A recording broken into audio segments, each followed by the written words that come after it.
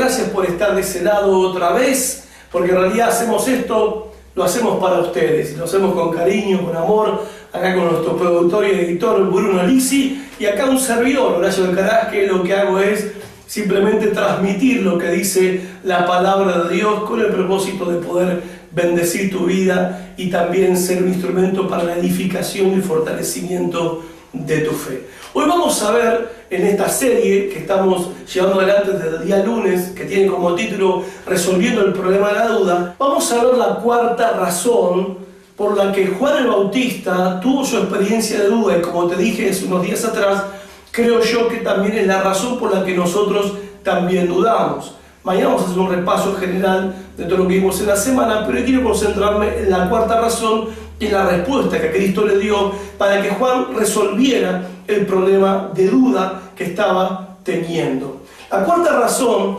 es por las expectativas no cumplidas. Si lees conmigo el versículo 3, la pregunta que Juan el Bautista le manda a decir, a preguntar, mejor dicho, a Jesús por medio de dos discípulos, es esta: ¿eres tú el que había de venir o esperaremos a otro? ¿Por qué Juan el Bautista diría eso? ¿Por qué? Bueno, tenemos que remontarnos a el ministerio de Juan, el servicio que Juan llevaba adelante como predicador del mensaje de Dios. Y vamos a ver esto, que en la predicación de Juan, la característica predominante es que Juan hablaba de que el juicio de Dios se acercaba.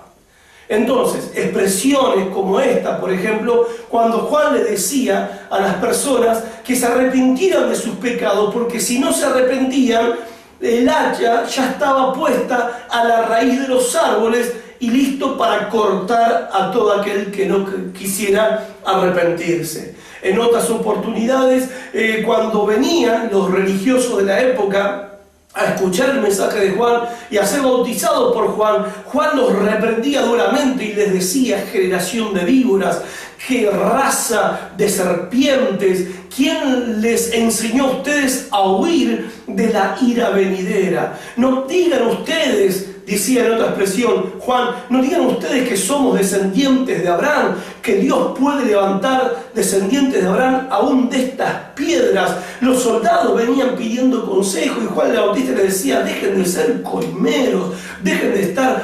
corrompiendo a las personas, siendo corruptos.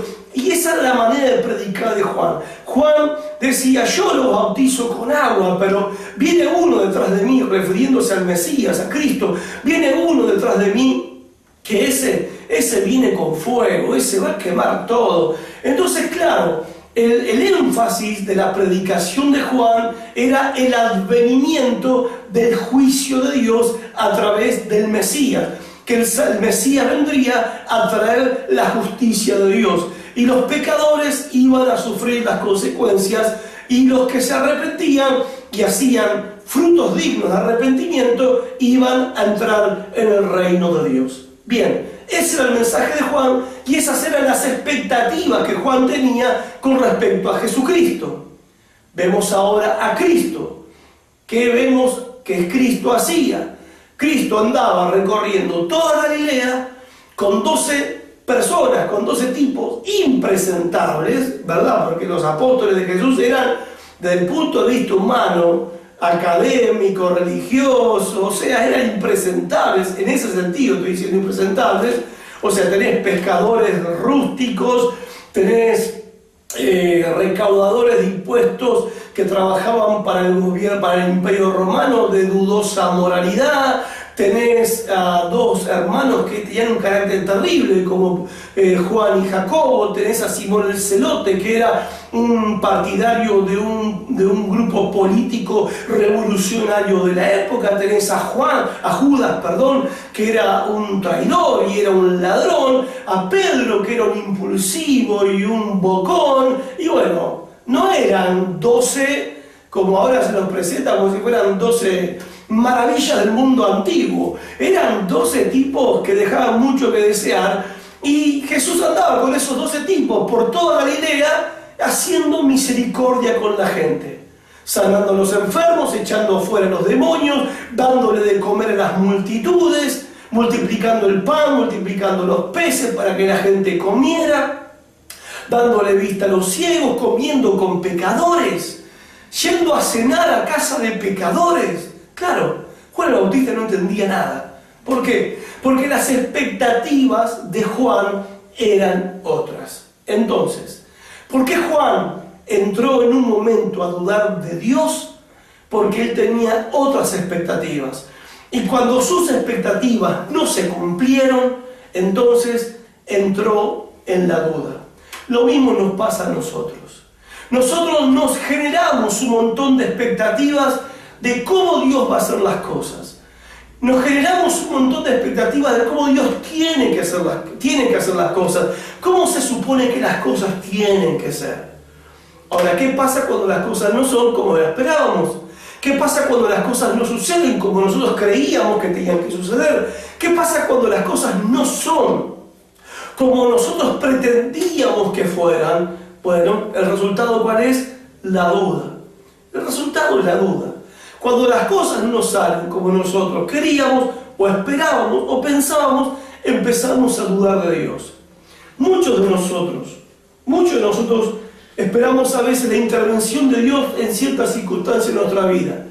Y cuando esa intervención no sucede, o se tarda, o no viene, empezamos a dudar. Todos conocemos personas verdaderamente malas. Sin embargo, esas personas prosperan en la vida. Y vos te preguntabas, ¿cómo puede ser? ¿Cómo puede ser? Yo que trato de ser un fiel creyente, que la estoy luchando a brazo partido, parece que voy para atrás en vez de ir para adelante. Y acá lo que nosotros vemos es justamente que Juan tenía este problema. No podía entender lo que estaba pasando. No podía entender el plan de Dios. ¿Por qué? Porque sus expectativas eran otras. ¿Y qué nos pasa cuando nuestras expectativas no se cumplen y empezamos a dudar? Viene la hermana de la duda, que es la impaciencia. Cuando las cosas no pasan como se supone que tenían que pasar, nos ponemos impacientes. Cuando vemos personas realmente malas que prosperan la vida y la vida parece que le sonríe y todo le va bien, y a nosotros nos va para atrás, nos ponemos impacientes. Cuando esperamos una intervención de Dios y esa intervención no sucede, nos ponemos impacientes. Y esa impaciencia es un tormento del alma y es también la causa de muchas decisiones estúpidas que tomamos. Nos apresuramos, nos apuramos, la duda también te mueve. La duda no siempre te paraliza. La duda también te mueve a hacer cosas estúpidas, te mueve a hacer cosas tontas, porque la duda trae de la mano la impaciencia. Y cuando nos impacientamos, hacemos cosas que después nos lamentamos. Metemos la pata, nos equivocamos, decimos, pero bueno, ¿de qué sirve? ¿Sí? Revoleamos nuestra Biblia, revoleamos nuestra fe, rifamos nuestra fidelidad, rifamos nuestra santidad, porque decimos, ¿de qué sirve todo esto si al final lo que yo esperaba no sucedió como yo esperaba? Cuando las expectativas no se cumplen, dudamos, nos impacientamos y hacemos cosas tontas. Ahora, si te impacientas, va a pasar algo. Va a pasar algo. ¿Y qué es lo que va a pasar? Vas a perder tu bendición.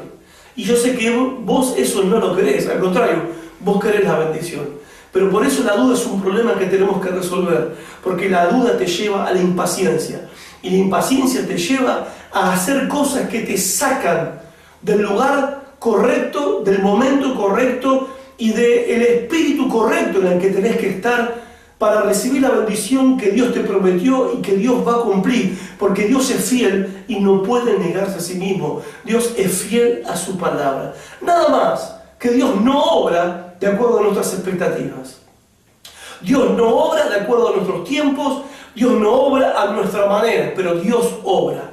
Dios lo hace de acuerdo a su poder, a sus expectativas, en sus tiempos y a su manera, siempre para cumplir con un propósito superior que Él tiene con nuestras vidas y a través de nuestras vidas. Por eso vos y yo no tenemos que impacientarnos, porque si no vamos a perder la bendición. Y sé que vos, como yo también lo sé, no quiero perder la bendición de Dios. Así que si tus expectativas no se cumplieron como las de Juan, que no se cumplieron, no dejes que la duda traiga la paciencia a tu alma y a tu corazón. Afirmate en las promesas de Dios, espera en el Señor, confía en Él y Él lo va a hacer. No tengas duda de eso. Hasta mañana.